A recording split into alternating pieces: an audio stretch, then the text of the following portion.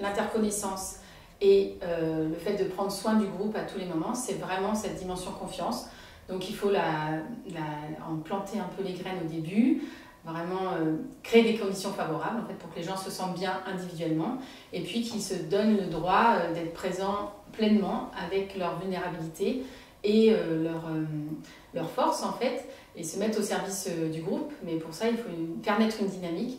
Donc d'abord, on pose des bases favorables et puis au fur et à mesure, on est à l'écoute de cette dynamique, on regarde comment elle prend, comment elle a de la force, si éventuellement il y a des tensions, et on essaie d'intervenir, en étant à l'écoute. Si jamais il y a besoin, on intervient, mais s'il y a besoin aussi, on peut modifier le programme. Et en amont, on réfléchit à un programme qui va permettre à la fois encore une fois d'avoir des conditions favorables, de lancer quelque chose. Du coup, on a un programme avec des activités, et donc il y a cette question de quel temps on prend concrètement sur le temps de travail même pour créer de l'interconnaissance consciemment. On a aussi cette visée de vouloir transmettre à l'ensemble de nos membres que cette dimension humaine, qui n'est pas forcément acquise pour tout le monde, et interconnaissance, c'est un temps qu'il faut se donner, parce qu'en fait c'est ça qui nous...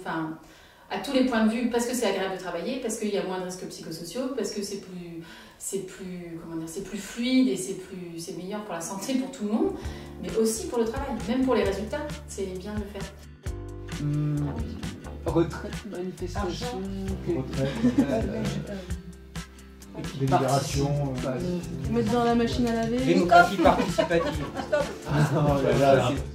Et si je peux compléter sur ce sujet-là, je pense que dans le milieu de l'économie solidaire, j'ai l'impression qu'il y a une culture de fond qui est une culture associative, militante, où la notion de prendre soin de soi, elle n'est pas acquise, elle ne va pas de soi, justement. Et du coup, on a plutôt tendance à être dans le don de soi, dans le sacrifice, il faut travailler, il faut être efficace. Il y a une vision presque, c'est contradictoire, mais presque un petit peu productiviste d'être utile, d'avancer, parce qu'on a plein de bonnes intentions à ce sujet-là. Mais du coup, on ne prend pas toujours le temps de réfléchir à qu'est-ce que ça me fait en fait quand on discute de ça, qu'est-ce que je ressens quand mon avis est plus ou moins entendu, quand on débat de ce sujet qui me tient à cœur, voilà, qu'est-ce qui se dit, comment je le vis, et puis comment je peux évoluer aussi dans mon ressenti, dans mon parcours. Donc la dimension interconnaissance, prendre soin de ça, c'est aussi ça, c'est prendre soin de ce qui se passe dans le groupe, de ce qui est vécu au-delà du travail concret qu'on va.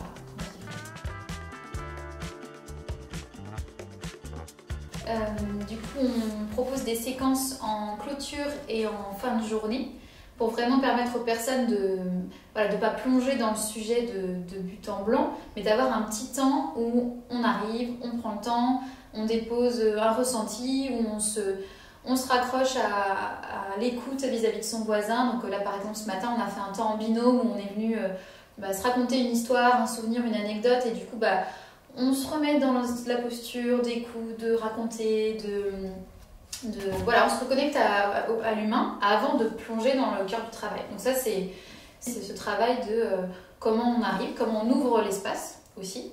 Et puis en fin de journée, c'est important aussi d'avoir des moments de prise de température, de bilan, comment on repart, avec quoi, comment on peut laisser décanter un peu ce qui s'est fait dans la journée, comment ça vient aussi se digérer pendant la soirée, pendant la nuit. Et je trouve que si on n'a pas ces petits moments là où on peut les ancrer, ça peut être aussi des petits perturbateurs qui viennent colorer notre façon d'être présent et d'être à l'écoute sur le reste de la journée. Donc c'est des marqueurs de début et de fin de journée, je trouve, qui permettent que le groupe se sente accueilli et en sécurité sur la résidence. En tout cas, pour moi, c'est ça la fonction. Et puis ça a aussi des moments de convivialité, ludique, où on apprend à se connaître différemment. Moi, hier, j'ai joué à des jeux entre guillemets idiots, avec quelqu'un qui avait besoin de se débrancher le cerveau, qui ne comprenait rien aux jeux idiots, mais c'était très marrant. Voilà, on a passé un très bon moment, et voilà, et ça n'a pas du tout servi, c'est juste du plaisir. Et donc, ces moments d'ouverture et de clôture de journée de travail, elles permettent de déposer quelque chose. C'est comme si ça représente presque le trajet en voiture qu'on aurait pour aller travailler ou pour revenir. C'est un temps de sas, en fait, de décompression. qui vaut ce qu'il vaut. C'est-à-dire qu'ils sont évidemment imparfaits, c'est aussi bien ce que nous on propose que de faire son trajet en voiture. Mais n'empêche que ça mérite d'exister et que c'est pas pour rien que ça existe et que ça a vertu. Donc c'est important de pouvoir déconnecter et de se dire ok, mon cerveau travaille et mon émotionnel travaille, je le dépose et puis je peux passer à autre chose. Et c'est vrai que moi aussi ça me tient vraiment à cœur de ne pas être dans cette vision sacrificielle et souffrance du travail et du travail autour de la transition. Parce que c'est trop ce que je vois en fait, des personnes, des professionnels épuisés. Et épuisés pas que parce qu'ils ont beaucoup travaillé, épuisés aussi parce qu'il y a beaucoup de passion, d'émotion, d'investissement et psychiquement, et ce qu'on vit, les ruptures, les crises qu'on vit en ce moment, elles sont très difficiles à vivre. Et si on ne prend pas soin de nous à ce moment-là, si on n'arrive pas à raccrocher à ce plaisir-là, et ben, c'est trop dur. On a besoin de ça. Et moi, j'aimerais bien vraiment qu'on change cette vision-là, cette culture-là du travail. Pour moi, c'est ça, changer la vision du travail. Aujourd'hui, on est vraiment sur ce défi-là.